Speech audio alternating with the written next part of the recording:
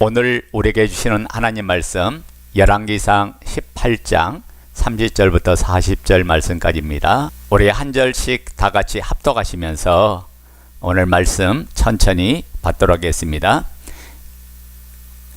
엘리야가 모든 백성을 향하여 이르되 내게로 가까이 오라. 백성이 다 그에게 가까이 가매 그가 무너진 여호와의 제단을 수축하되 야곱의 아들들의 지파의 수요를 따라 엘리야가 돌 12개를 치하니 이 야곱은 옛적에 여호와의 말씀이 임하여 이르시기를 내 이름을 이스라엘이라 하리라 하신 자더라. 그가 여호와의 이름을 의지하여 그 돌로 제단을 쌓고 제단을 돌아가며 곡식정자 두 수알을 둘만한 도량을 만들고 또 나무를 버리고 송아지의 각을 떠서 나무 위에 놓고 이르되 통넷에 물을 채우다가 번제물과 나무 위에 부라 하고 또 이르되 다시 그리하라 하여 다시 그리하니 또 이르되 세 번째로 그리하라 하여 세 번째로 그리하니 물이 제단으로 두루 흐르고 도량에도 물이 가득 찼더라. 저녁 소재 들을 때에 이르러 선지자 엘리야가 나가서 말하되 아브람과 이삭과 이스라엘의 하나님 여호와여 주께서 이스라엘 중에서 하나님이신 것과 내가 주의 종인 것과 내가 주의 말씀대로 이 모든 일을 행하는 것을 오늘 알게 하옵소서. 여호와여 내게 응답하소서. 내게 응답하옵소서. 이 백성에게 주 여호와는 하나님이신 것과 주는 그들의 마음을 돌이키심을 알게 하옵소서 하매 이에 여호와의 불이 내려서 번제물과 나무와 돌과 흙을 태우고 또 도량에 물을 핥은지라. 모든 백성이 보고 엎드려 말하되 여호와 그는 하나님이시로다. 여호와 그는 하나님이시로다 하니 엘리야가 그들에게 이르되 바알의 선지자를 잡되 그들 중 하나도 도망하지 못하게 하라 하매 곧 잡은지라. 엘리야가 그들을 기손 시내로 내려다가 거기서 죽이니라. 아멘. 우리가 지금까지 열왕기상 17장 18장 말씀을 통해서 주되심으로 삶을 살라는 큰 주제 아래 7번째 말씀을 이제 받게 되었습니다. 자, 오늘 여기 본문의 말씀은 아합이 통치하는 북이스라엘 왕국에 온 땅에 비가 오지 않아서 가뭄을 만납니다. 그것도 한두 해가 아니라 3년 6개월 동안 비가 오지 않았어요. 온 나라에 기근이 임하니까 얼마나 고통스럽고 힘들겠어요. 나라가 비가 오지 아니하면 기근이 올 수밖에 없고 기근이 오면 굶어 죽는 고통을 당하게 되죠. 여기서 우리는 이런 질문을 한번 던져볼 필요가 있어요. 왜 이스라엘은 비 문제와 직면하고 있느냐는 거죠. 왜 하나님의 백성인 이스라엘 백성들이 지금 비와 관련된 이 문제를 직면하게 됐고 하나님은 왜 이스라엘 백성들에게 이 비 문제를 가지고 이스라엘 백성을 다루시냐는 거죠. 그럼 비 문제로 이스라엘 백성은 한두 해가 아니라 3년 6개월이라는 긴 시간을 고통 속에 보냈고 그것 때문에 여러 가지 힘든 상황, 어려운 상황, 죽음의 이기기를 만나게 되고 그리고 그 과정에서 하나님은 엘리야를 그들에게 보내어서 그들에게 비를 내리는 이 과정을 엘리야가 이해하지 못할 여러 가지 행동하는 모습을 보면서 왜 이런 일을 하나님 펼쳤느냐? 결론은 뭡니까? 이것은 이스라엘 백성의 신앙 때문에 하나님께서 비를 내리지 아니했다는 내용이에요. 우리 열왕기상 18장 18절 한번 보도록 하겠습니다. 앞부분 조금 봐요. 열왕기상 18장 18절 자 읽어요. 시작. 그가 대답하되 내가 이스라엘을 괴롭게 한 것이 아니라 당신과 당신의 아버지의 집이 괴롭하였으니 이는 여호와의 명령을 버렸고 당신이 바알들을 따랐습니다. 엘리야가 아합을 만나니까 아합이 엘리야에게 너 때문에 우리 민족이 이렇게 고통을 당해 비가 오지 않은 것도 너 때문이야 라고 하면서 힐난할 때 엘리야가 뭐라고 말합니까? 내가 이스라엘을 괴롭게 한 것이 아니라 당신과 당신의 아버지 집이 괴롭게 하였으니 이런 여호와의 명령을 버렸고 당신이 바알들을 따랐기 때문이라 라고 했어요. 자, 문제는 뭡니까? 하나님이 지금 이스라엘 백성들을 비 문제로 다루게 된 그 원인이 뭐냐? 이스라엘 백성의 신앙의 문제 때문에 일어난 사건이다가 말이에요. 이들이 하나님의 명령을 따르지 아니했고 이들이 여호와의 백성인데도 불구하고 여호와를 따르지 않고 바알을 따랐기 때문에 지금 이런 문제가 펼쳐졌고 엘리야는 이 문제에 등장을 하게 되었고 하나님은 지금 엘리야를 앞장세워서 이 문제를 움직이고 계셨던 거예요. 그러니까 지금 엘리야를 통해서 일어난 모든 행동은 무엇과 연결돼요? 이스라엘 백성의 신앙과 연결된 문제다 그 말이에요. 그래서 그들의 비뚤어진 신앙, 다른 자로 이제 나아가는 그들을 올레 자리로, 올바른 자로 세우기 위해서 하나님께서 작정한 그 모든 계획들이 연출이 바로 비가 오지 않은 이 사건들이에요. 이스라엘의 신앙의 문제를 바로 세우게 하여서 그들로 하여금 온전한 신앙의 삶을 사도록 하기 위해서 하나님의 작업이 펼쳐진 것이 바로 비가 오지 않은 사건이었죠.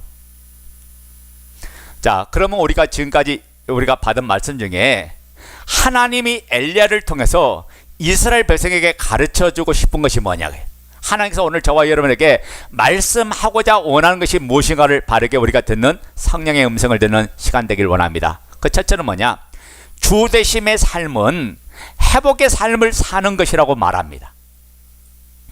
여러분, 삐뚤어진 신앙, 잘못된 신앙, 어그른 길에서 머물러 있는 거, 그것은 바른 신앙의 길이 아니라고 얘기해요. 우리가 넘어졌다면 벌떡 일어나서 엎어진 자리에서 일어나서 바르게 믿음의 길로 가고 올바른 길로 가고 신앙의 길로 가는 것이 하나님의 사람으로 주되심으로 사는 사람의 신앙의 모습이라고 이야기하는 거예요.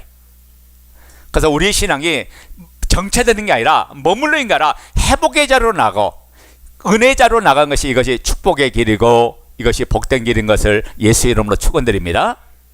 자, 열왕기상 18장 1절 보자고요. 읽어요. 시작.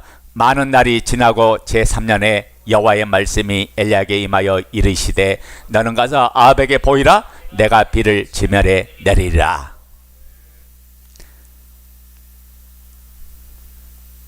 왜 아합에게 엘리야를 보내고 있습니까? 마땅히 비가 필요한데 지금 하나님에서 비가 내리지 않고 있으니 이 가뭄 때문에 이스라엘 백성이 아사직전에 지금 놓여 있어요. 이것을 다시 되돌리기 위해서 그들에게 비를 내려서 그들이 처한 이 환경을 회복시키기 위해서 하나님은 주의 종인 엘리야를 그들에게 보낸 거죠. 근데 하나님께서 그냥 비를 내리지 않았어요.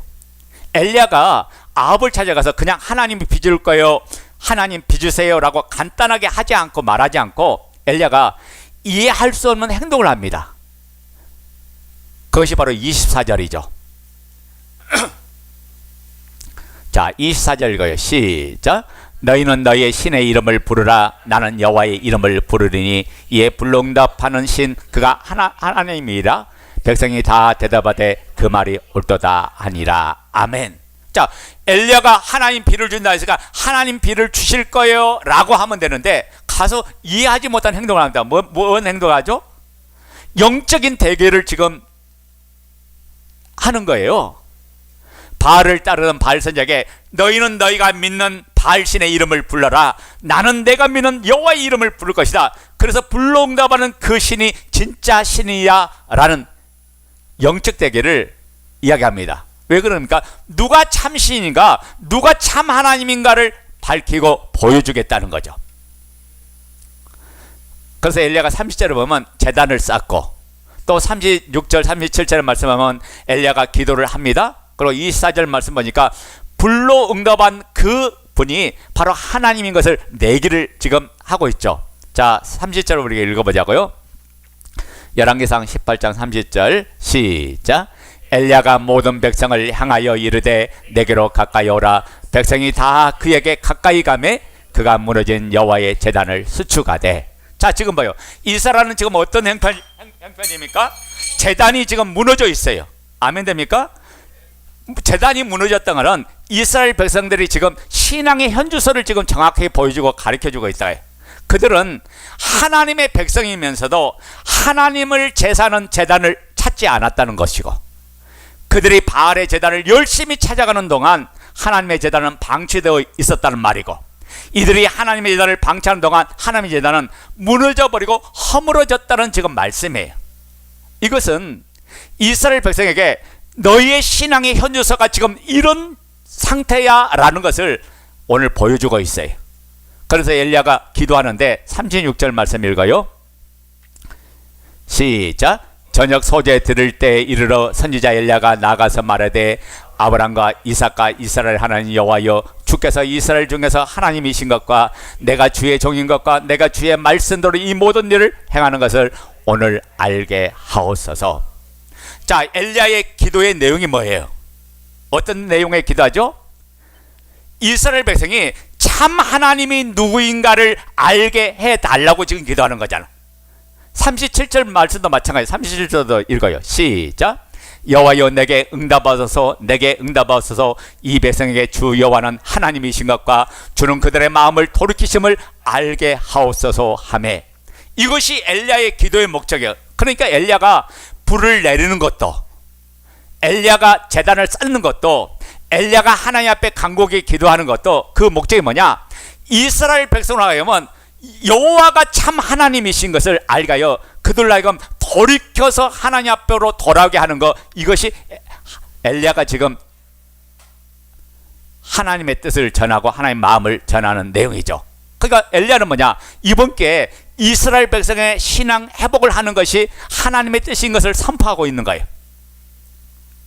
여러분, 주대심의 신앙은 하나님의 이름을 가졌던 그 백성이라고, 여호와가 사랑하는 백성이라고 이름만 가지고 있다고 해서 주대심 신앙이 아니라 약속의 사람, 언약의 사람이라고 타이틀만 가지고 머무는 것이 주대심의 신앙이 아니라 하나님이 기뻐하는 삶으로 내 신앙이 점점 회복되어져 가고 하나님 기뻐하는 삶을 살아가는 것, 이것이 바로 주대심의 신앙이라고 지금 말하고 있는 거예요. 하나님께서 지금 엘리야를 보내요. 아합에게 엘리야를 보냅니다. 그 결과 어떻게 만들어냅니까? 45절 한번 봐요. 열왕기상 18장 45절. 자, 읽어요. 시작. 조금 후에 구름과 바람이 일어나서 하늘이 캄캄해지며 큰 비가 내리는지라 아합이 마차를 타고 이스라엘로 가니. 자, 봐요. 엘리야가 아합에게 가서 선판대로 회복되는 정상으로 돌아오는 은혜의 역사가 일어났죠. 여러분, 3년 6개월 동안 가뭄에 시달리는 그 고통의 장소가 다시 하나님의 축복의 비가 쏟아지는 현장으로 회복이 되었어요. 그리고 엘리야의 이 영적인 대결로 인해서 그 결과가 어떤 결과가 나왔냐? 39절 봐요. 자, 39절 시작. 모든 백성이 보고 엎드려 말하되 여호와 그는 하나님이시로다, 여호와 그는 하나님이시로다 하니. 모든 백성이 보고 엎드려 말하면, 여러분, 이들이 누구에게 지금까지 엎드렸어요? 바알 신에게 엎드렸잖아요. 바알 앞에 무릎 꿇고 바알이 복을 주는 줄 알고 바알만 찾았던 그들이 여호와가 하나님이시구나, 여호와만이 참신이구나 라고 고백하면서 그들의 신앙이 회복되었다, 그 말이에요.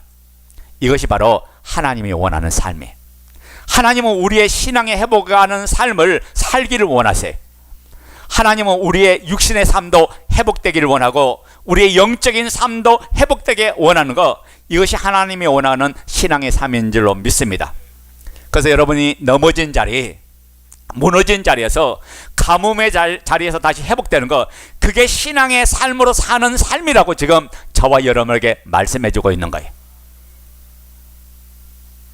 그렇다면 반대로 신앙의 삶을 살지 않는 것은 어떤 모습일까요?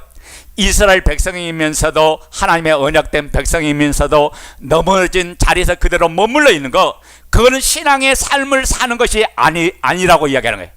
여호와의 제단이 무너진 채로 그냥 버려둔 채로 그냥 이스라엘 백성이라는 이름으로 살아간 것, 그거는 신앙의 삶이 아니라고 말씀하는 거예요. 신앙의 삶은 넘어졌다면 일어서야 되는 거고, 삐뚤어졌다면 바르게 되어야 하는 것이고, 여호와를 떠났다면 다시 여호와께로 돌아오는 삶의 회복이 신앙의 삶이에요. 그래서 구약의 총주제가 뭔지 아세요? 여호와께로 돌아가자. 여호와께로 돌아가자. 하나님께로 돌아가야 우리의 삶이 새로운 길이 열린다. 우리의 삶이 사는 길이 열린다. 우리의 삶의 길이 새롭게 시작된다 라고 하는 게 구약의 총주제가 여호와께로 돌아가자. 왜 우리의 삶 속에 왜 재앙을 만납니까? 고통을 만납니까? 어려움을 만납니까?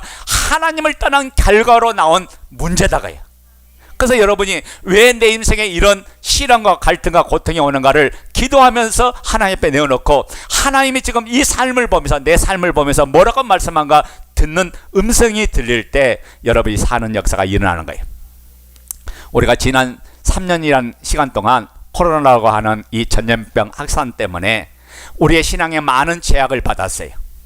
두려움 때문에, 때로는 염려 때문에, 불편함 때문에 우리는 자신도 모르는 사이에 신앙이 약해져 갖고 두려움 때문에 넘어지기도 하고 있어야 될 신앙의 자리를 벗어버리라고 그 자리에서 우리가 이탈된 삶을 살았던 거거든요.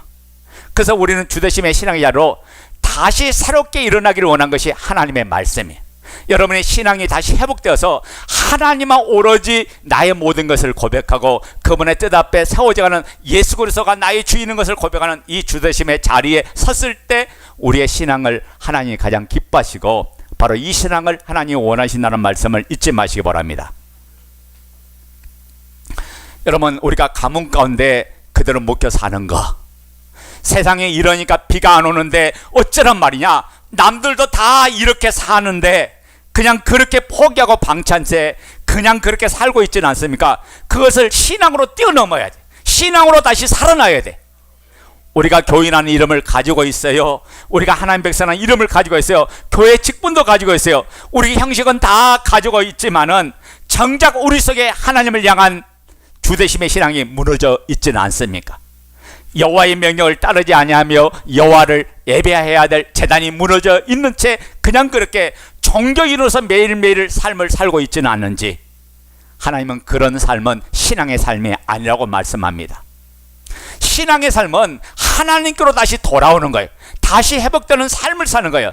그러므로 우리 모두가 하나님과 멀어진 자리에서 그냥 그 자리에서 넘어져 있지를 말고 다시 신앙을 일깨워서 주님 앞에 다시 서고 그분의 말씀 앞에 다시 살아나는 역사가 있기를 예수 이름으로 축원드립니다. 자, 두 번째는 하나님이 이스라엘 백성에게 원하는 삶이 어떤 삶이에요? 현실에 매몰되어서 자기의 한계에 갇혀서 사는 삶이 아니라 하나님으로 말미암아 자신의 한계를 뛰어넘는 삶을 살기를 원하는 것이 주되심의 삶이에요. 그러니까 주되심의 신앙사람은 하나님이 행하심을 믿는, 기적을 믿는 삶을 사는 것을 이야기해요. 왜 하나님은 비와 가뭄이라는 것으로 이스라엘을 간섭하셨을까요? 하나님이 행할 능력이 이보다 큰 것이 없었을까요? 왜 하필이면 하나님께 비었을까? 그냥 비가 오지 않고 오지 않더라 그냥 넘어가면 그 의미가 별로 깊지 않은데 왜 비었을까라는 의문을 가지고 살펴보면 그 안에 우리에게 주신 메시지가 아주 귀하고 아주 중요합니다. 자, 우리 가뭄의 원인을 다시 열왕기상 18장 18절을 봅니다.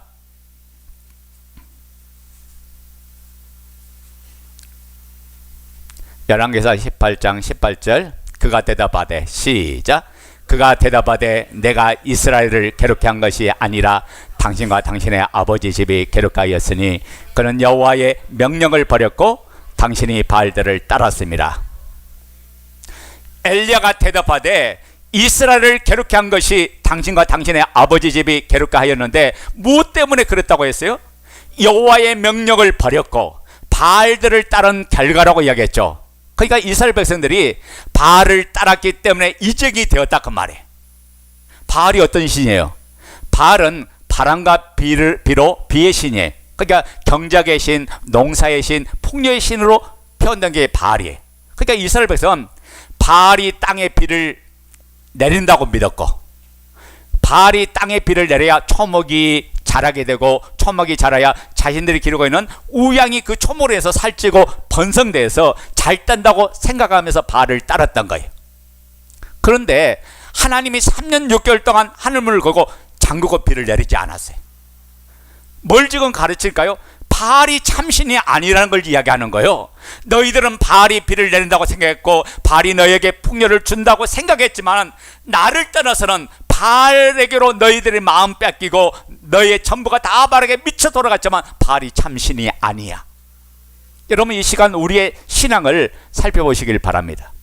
풍요와 부자 되기 원해서 바알신을 섬기고 세상을 따르고 세상 부를 추구하고 세상 출세와 성공을 위해서 바알의 소리에 반응하고 다른 부분이 있는가를 살펴보길 바랍니다.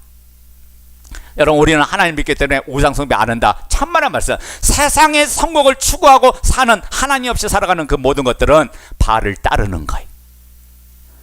3년 6개월 동안 바알의 선지자들이 바알을 향하여 비를 달라고 구하지 않았겠어요? 그리고 지금 이 순간에도 엘리야가 그래서 너희는 너희 신에게 구하라, 나는 내가 믿는 신에게 구하겠다. 누가 응답한지를 보자. 응답하는 그 신이 참신 아니겠냐, 지금 대결을 펼치고 있죠. 자, 왜 비를 하나님께 금했냐? 바알이 헛된 신앙을 보여주는 하나님의 전략이에요. 그러면 엘리야가 비를 내려달라고 기도해야 되는 게 당연하죠. 그렇죠? 하나님도 엘리야에게 내가 이제 비를 내릴 거야, 아합에게 가라고 했는데 엘리야는 왜 비가 가장 필요한 상황인데도 불구하고 비를 구하지 않고 불을 구했어요.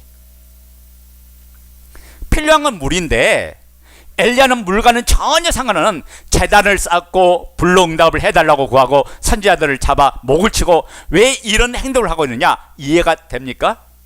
지금 이해하지 못할 상황을 엘리야가 하고 있어요. 그러면서 또 엘리야가 지금 불을 구하면서 한 행동도 이해가 안 됩니다. 우리 32절부터 35절 말씀 봅니다. 열왕기상 18장 32절부터 35절, 저하고 잘 쫓아와야, 여러분이 따라와야 말씀을 뺏기지 않아요. 자, 다 같이 읽어요. 시작. 그가 여호와의 이름을 의지하여 그 돌로 제단을 쌓고 제단에 돌아가며 곡식종자 두세 알을 둘 만한 도랑을 만들고 또 나무를 버리고 송아지의 각을 떠서 나무에 넣고 이르되 통넷의 물을 차오다가 번제물과 나무에 부라 하고 또 이르되 다시 그리하라 하여 다시 그리하니 또 이르되 세 번째로 그리하라 하여 세 번째로 그리하니 물이 제단으로 두루 흐르고 도랑에도 물이 가득 찼더라. 자, 기도할 자세가 된 엘리야가 제단을 쌓고 그의 송아지를 각을 떠서 제물을 넣고 하나님 불을 주세요 하면 될 텐데 엘리야는 거기다가 물을 갖다 부어버렸어요. 그렇죠? 주변에 도랑을 이렇게 파고 물을 갖다 부는데 한 번 갖다 보니까 또 다시 부으라는 거예요. 또 두 번째 부으고 나니까 또 다시 갖다 부으라고요. 세 번이나 그렇게 반복해서 물을 갖다 보니까 물이 온 재물에 다 적시고 그 재물을 부은 결과 하목도 불태울 하목도 다 완전히 젖어버리고 잠겨버리고 주변이 또랑이 생길 정도의 그런 상황으로 지금 바꾼 거예요. 자, 이렇게 어떻게 보면 엘리야가 지금 객기를 부리는 게 아니에요. 나무가, 불탈 나무가 완전히 물에 적시했는데 그게 어떻게 타겠어요? 완전히 잠겨버렸는데 어떻게 타겠어요? 불을 구하려면 차라리 물기를 없애야죠. 그렇죠?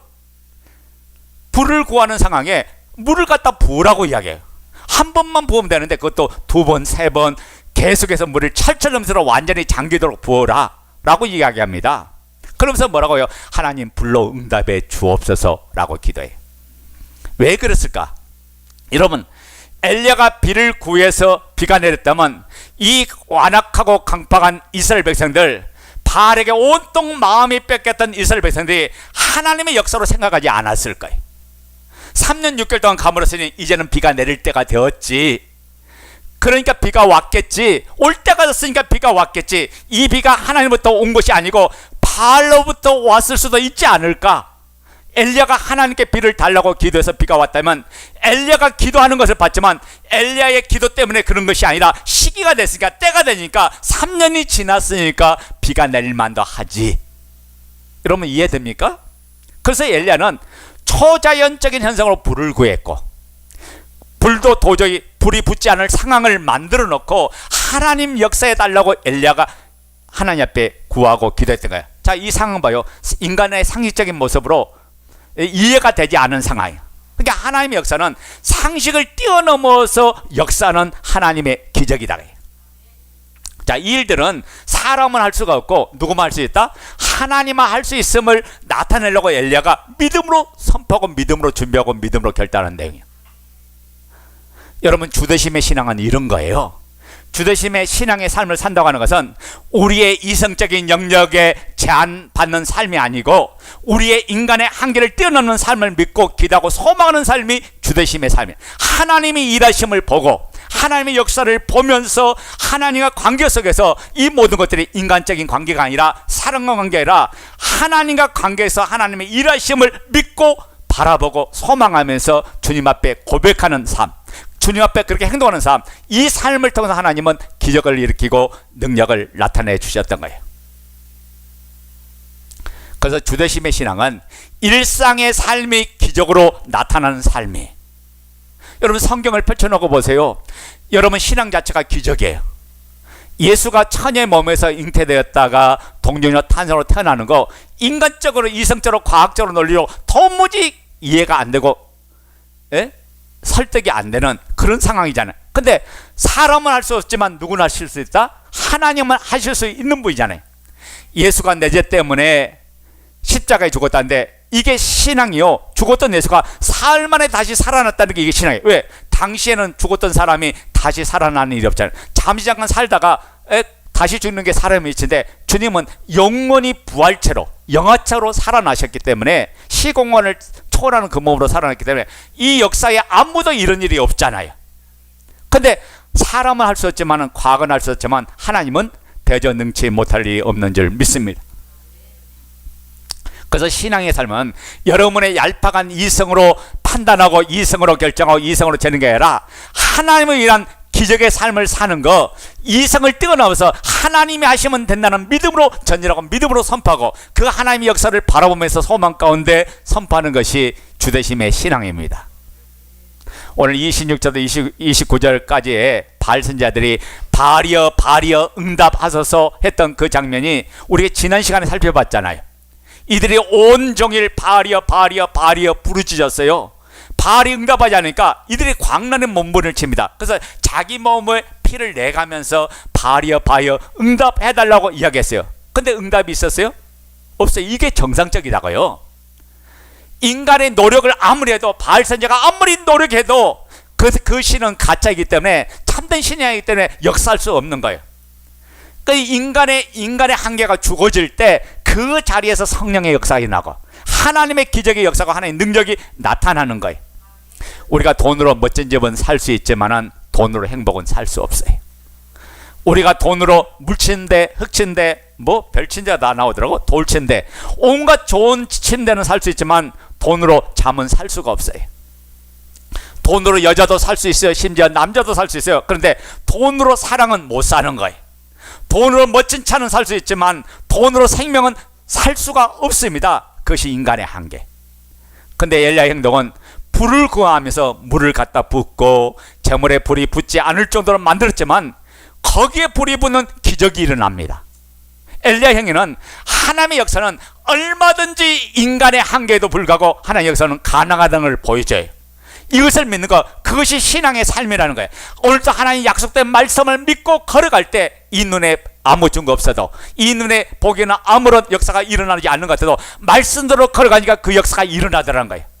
여러분, 이스라엘 백성이 광야길을 걸어서 요단강을 건널 때 하나님께서 여호수아에게 말씀합니다. 뭐라고 합니까? 제사장들이 벗개를 메고 요단강을 발로 밟으라 했어요. 여러분, 발로 밟으면 빠져서 죽는 거예요. 하나님께서 물을 갈라놓고 걸으라고 한 게 아니에요.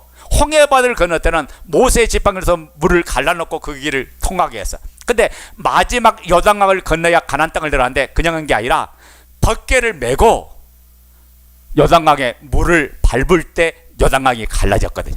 여러분, 만약 안 갈라지면 죽는 거잖아요.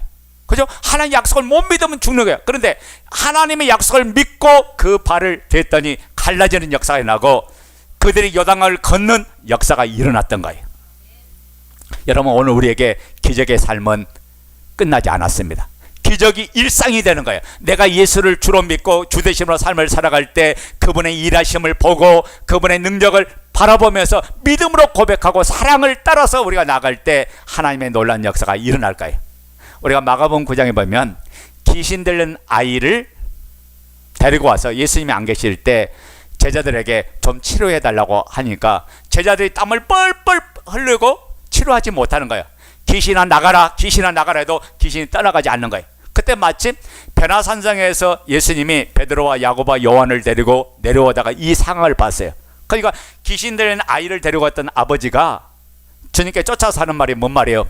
선생님, 할 수만 있다면 내 아이 좀 치료해 주세요. 그가 물 가운데 빠지고 불 가운데 빠지면서 고통을 당하고 있습니다 라고 이야기했던 거예요. 그때 주님께서 그 귀신 들린 아이를 치료해 주죠.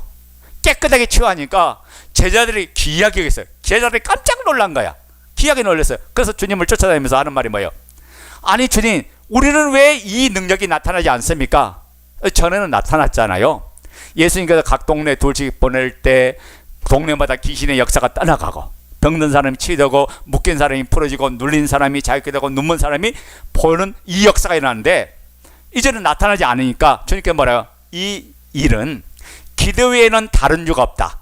다시 말하면 그들이 하나의 능력이 기도하지 않아서 제한받았다는 거예요. 기도하지 않아서 그 능력이 나타나지 않았다는 거예요. 기도가 살 길이고, 기도가 생명의 길이고, 기도가 능력의 길이에요. 기도했다면 그들은 하나님의 능력 속의 삶을 살았을 거예요. 여러분, 인간의 힘으로는 안 되는 거예요. 이성적으로는 안 되는 거예요. 인간의 노력이 안 될지라도, 지식이 부족할지라도 인간의 기술은 한계에 다다를 수밖에 없지만 신앙의 세계에서는 가능하다는 거예요. 이것을 믿고 신뢰하는 삶이 주되심의 신앙인 줄로 믿습니다. 여러분, 오늘 우리가 한계상을 만날 때 어떻게 하십니까? 할 건 다 해봤는데 답이 없어요. 몇 날 며칠 고민하면서 머리를 싸매고 끙끙 앓아봤지만 답이 없더라는 거예요. 그럴 때 어떻게 하실까요? 절망하고 낙심하고 포기하고 좌절하고 스스로 마침표를 찍어버릴까요? 그것은 신앙의 삶이 아니라는 거예요. 그럴 때도 하나님의 도움을 가며 하나님께 매달리고 기도하는 기도의 자리에 나갈 때 하나님의 기적을 체험하고 하나님의 능력을 체험하고 하나님의 역사를 체험할 줄로 믿습니다. 오늘 저와 여러분들이 이 기적의 삶을 믿고 기대하는 우리가 될 수 있기를 축원드립니다. 자, 세 번째, 엘리야를 통하여 이스라엘 백성들에게 가르치고자 하는 것은 하나님과 날마다 소통하는 삶이 주되심의 삶이라는 거예요. 자, 하나님께서 이스라엘 백성에게 원하는 삶은, 신앙은 하나님과 소통하는 삶을 원하세요. 이것이 신앙의 삶이라고 이야기해. 신앙을 산다는 게 뭐야? 단순히 교회 출석해서 등록하고 사는 걸 이야기하지 않아요. 하나님과 소통하며 거주하는 삶이 신앙의 삶이라고 이야기하는 거예요. 이제 비가 필요할 때 엘리야는 불을 구했어요. 우리가 이것을 우리는 잘 이해가 안 돼요. 그런데 이스라엘 백성들에게 이거는 엄청난 메시지예요. 왜냐하면 이 구약의 배경을 보면 제사를 지낼 때 불이 내린 역사가 있는데 그 역사가 3번이나 나와요. 레위기 19장에 보면 하나님으로부터 이스라엘 백성들이 처음 성막을 허락받았을 때, 그렇게 참 이 성막이 건축됐을 때 첫 제사장으로 아론을 세우죠. 여러분, 성막이 뭐예요? 하나님과 인간이 만나는 장소가 성막이야. 아멘? 그래서 성막 해막이라고 부르기도 하고 뭐 중거막이라고 여러 가지 명칭이 있죠. 그때 아론을 제사장으로 삼고 하나님 앞에 첫 제물을 드리면서 제사를 지낼 때 하늘에서 불이 내려 제물을 불사릅니다. 그 말은 하나님이 응답하셨다는 말이에요. 그러니까 인간과 하나님과 소통이 이루어지는데 불로서 소통이 이루고 불로서 응답이 일어났거든요. 자, 두 번째 사건이 언제 일어나냐? 역대상 21장에 나와요. 다윗이 성전을 짓기 위해서 타작마당을 사들인 이후에 하나님 겉에서 하나님 앞에 제사를 했는데 그때 하나님의 불이 내려서 그 제물을 불태워버려요. 그리고 세 번째가 언제요? 그때의 다윗의 아들 솔로몬이 성전을 건축하고 하나님 앞에 제사를 했는데 역대하 7장에 나오는데 이 제사를 지낼 때 하나님이 하늘에서 불을 내서 그 제물을 불태움으로 제사를 받으셨어요.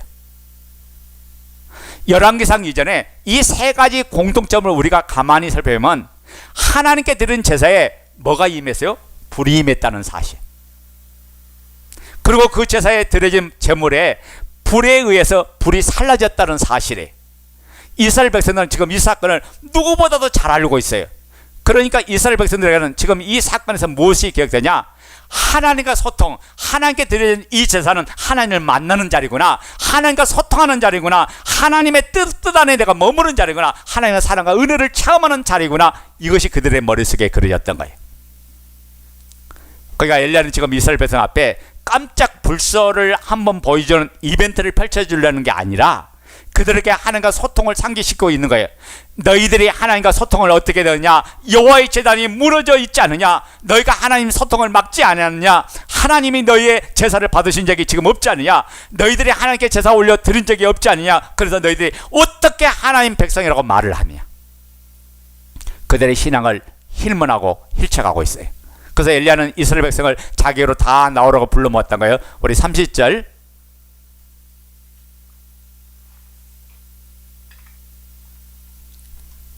자, 읽어요. 시작. 엘리야가 모든 백성을 향하여 이르되 내게로 가까이 오라. 백성이 다 그에게 가까이 가매 그가 무너진 여호와의 제단을 수축하되. 엘리야가 모든 백성을 향하여 이르되 내게로 가까이 오라. 왜 오라가 했을까요? 백성이 가까이 그에게 가매 그 무너진 여호와의 제단을 수축했다가 말. 백성들을 불러 모은 것은 눈으로 보라는 거예요. 너희들이 지금 그렇게 뻔질나게 바알의 제단을 찾는 동안, 그래서 바알의 제단을 찬란하고 현란하지만은 너희가 버려두고 방치한 여호와의 제단은 이렇게 허물어지고 무너졌다는 걸 이야기해요. 여러분, 고의적으로 무너뜨리지 않아도 버려두면 허물어지죠. 그죠? 방치해 놓으면 못 쓰게 되고 말아요. 자동차도 봤어요. 여러분, 계속해서 세워놓고 한 달이고 두 달이고 세 달 되면 그냥 고물되어 버려요. 그냥 망가지는 거예요. 주차장에 오랫동안 세워놔봐요. 타이에 바람 다 빠져요. 별로 운행을 안 하는데 그 자동차의 모든 내연기관들이 이상이 생기는 거예요. 지금 이스라엘 백성들에게 그 장면을 보여주면서 그들 앞에 무너진 여호와의 제단을 수축하는 거예요. 여러분, 이것이 지금 설교예요.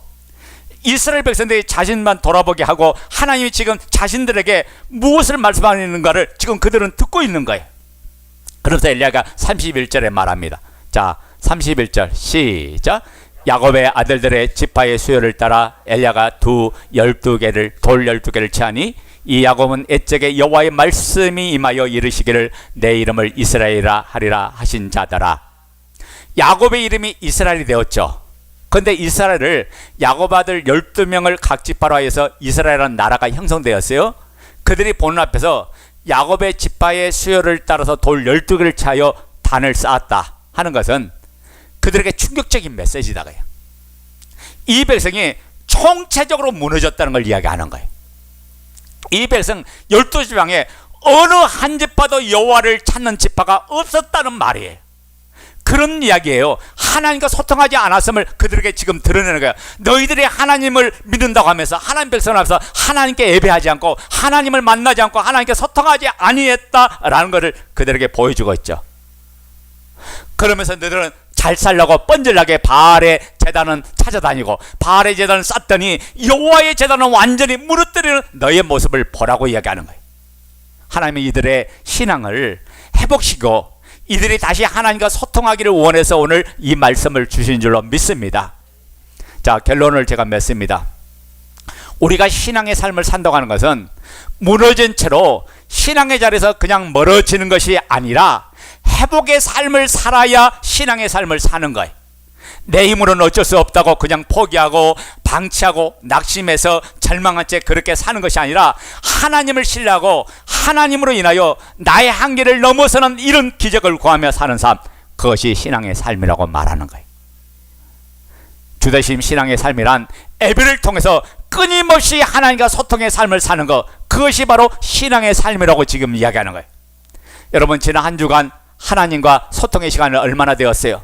온종일 휴대폰을 붙들고 유튜브에 시간을 그렇게 많이 투자했지만 기도하는 시간은 하루에 얼마나 되었습니까? 24시간 중에 얼마나 됐어요? 말씀을 붙드는 시간이 하루에 얼마나 되었어요? 하나님 말씀을 받아먹는 시간 하루 24시간 중에 몇 구절이나 여러분 받아먹었어요?